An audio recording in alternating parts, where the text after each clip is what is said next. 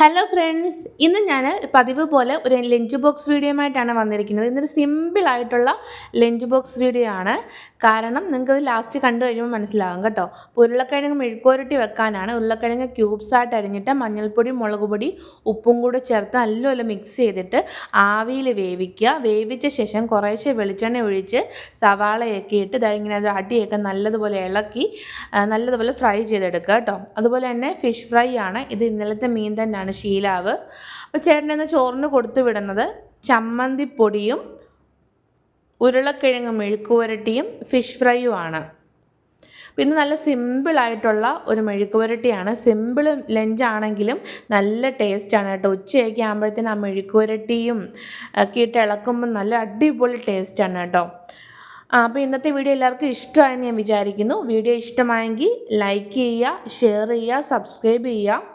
അപ്പോൾ പുതിയ പുതിയ വീഡിയോകളുമായിട്ടും പുതിയ പുതിയ റെസിപ്പികളുമായിട്ടും ഞാൻ ഉടനെ വരുന്നതായിരിക്കും. അപ്പോൾ എല്ലാവർക്കും എന്തെങ്കിലും റെസിപ്പീസോ എന്തെങ്കിലും കാര്യങ്ങളൊക്കെ അറിയണമെങ്കിൽ നിങ്ങൾ കമൻറ്റ് ചെയ്യുക.